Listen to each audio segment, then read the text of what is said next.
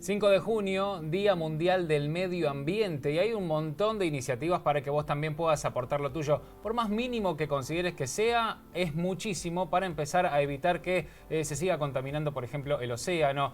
Tantas cosas plásticas que uno utiliza por única vez y las tira. Por ejemplo, una botella, bueno, hay que empezar a reutilizar. Hay un montón de centros justamente para poder reutilizar, reciclar, reducir y todo ese volumen que se puede evitar también que termine la basura en el océano, por ejemplo. Y desde el Gobierno Nacional, el Ministerio de Ambiente y Desarrollo Sostenible de la Nación, encabezado por Juan Cabandier, dio a conocer su Centro de Información Ambiental, denominado CIAM, y se trata de un sistema integrado de producción, recopilación y articulación de información ambiental del Estado Nacional para garantizar la transparencia y facilitar el ejercicio del derecho de acceso a la información pública. Es una plataforma que incluye datos de todas las áreas que integran el Ministerio, junto a la Administración de Parques Nacionales. El CIAM permite el acceso unificado a todas las plataformas de datos, estadísticas, informes de monitoreo, mapas, infografías y otros recursos de información ambiental, lo que facilita una rápida y accesible consulta de la ciudadanía en general, decisores del ámbito público y privado y del sector académico y científico, medios de comunicación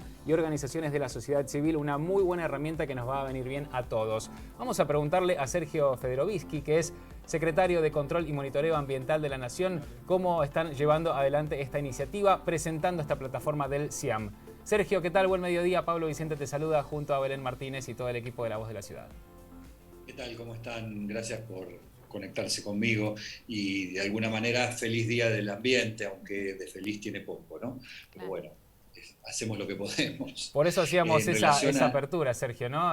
Por más mínimo que uno considere que es ese aporte, si se empieza a hacer el boca en boca y esta educación ambiental que también se necesita, empieza a ser grande, ¿sí? Una bola de nieve, pero hay que empezar por algún lado. Sí, yo creo que ya se empezó hace tiempo, por suerte, y del mismo modo como los resultados no han sido, no solo en Argentina, sino en términos generales, los deseables, habría que tratar de poner mucho más énfasis, y es lo que nosotros estamos intentando hacer en las políticas públicas, porque presuponer que simplemente la sumatoria algebraica del compromiso individual de cada uno de los ciudadanos va a poder algún día modificar la historia, probablemente nos lleve demasiado tiempo y no sea tan eficaz como presuponemos. Por supuesto, el compromiso individual es indispensable, la conciencia y el comportamiento de cada uno de nosotros es absolutamente irreemplazable, pero también necesitamos de políticas públicas que permitan que esos compromisos individuales tengan operatividad.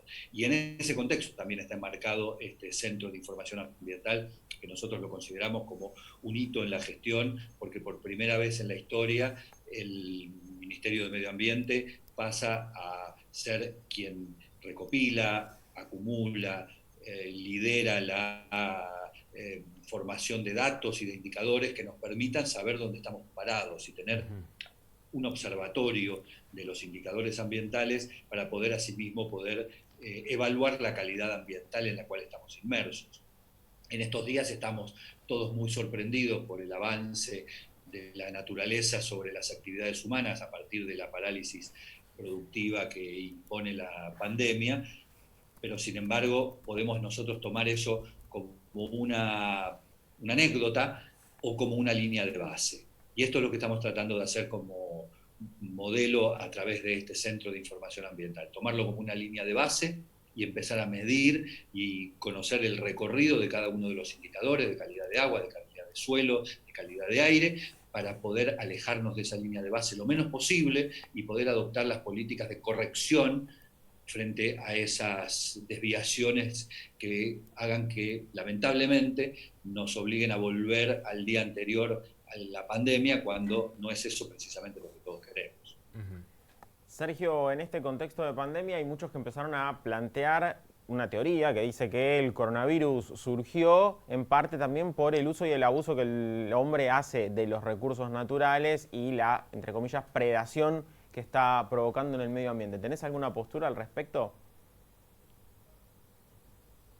Sí, yo creo que no es una teoría, creo que es una convicción, algo que está confirmado por no solamente esta pandemia, sino las pandemias precedentes. Si hablamos del SARS, hablamos de la gripe aviar, hablamos de la fiebre porcina, hablamos de la vaca loca, solamente por citar las que están más cerca en el tiempo, todas ellas son consecuencia de un salto evolutivo de un virus que estaba de algún modo confinado a una determinada especie o a un determinado ecosistema o a un determinado ámbito de la naturaleza, y ese virus encuentra las condiciones para poder, entre comillas, saltar a la especie humana previo a una mutación de su material genético.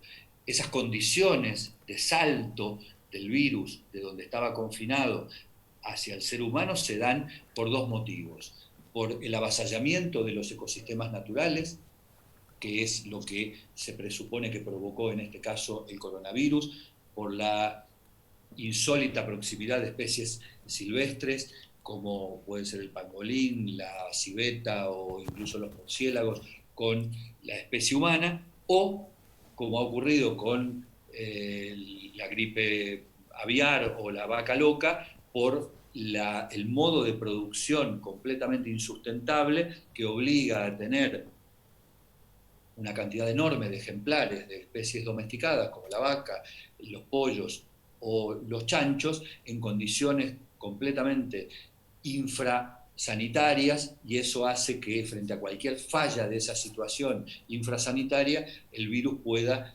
entrar en contacto con los seres humanos. Eso es en ambos casos indudablemente un claro avasallamiento de las condiciones naturales y una toma de, por decirlo vulgarmente, de aprovechamiento excesivo de parte del ser humano de las condiciones naturales. Y eso es, sin ningún tipo de duda, deterioro ambiental. Y eso es lo que está provocando las pandemias sucesivas. ¿Y qué crees que podemos aprovechar como especie humana de esta pandemia a nivel ecológico o medioambiental? Podríamos aprovechar, daría la sensación de que no es tan sencillo, porque lo que vemos hoy es justamente no una toma de experiencia ante reiteraciones sucesivas, como señalaba recién, de estos casos en los últimos 20 o 25 años, sino por el contrario, lo que estamos viendo es una tendencia bastante poco feliz de buscar el modo de acelerar la recuperación económica para justamente recuperar el tiempo perdido en materia económica y que esto se haga a como dé lugar en materia ambiental. Si ponemos el foco en recuperar el tiempo perdido en materia económica, como están haciendo discursivamente por lo menos líderes bastante poco positivos como Jair Bolsonaro o Donald Trump, lo más probable es que lo que tengamos es un nuevo avasallamiento sobre la naturaleza, sobre la base de la justificación de que hay que volver a sanear la economía sin mirar las consecuencias que eso tiene. Por el contrario, yo creo que la pandemia debiera enseñarnos que podemos tener una relación muchísimo más armónica con la naturaleza, y que esta noción que prevaleció durante todo el siglo XX de que el hombre es el dueño de la naturaleza y que solo tiene que servirse de ella para satisfacer sus necesidades es una opción muy errada y que nos ha llevado a consecuencias muy negativas.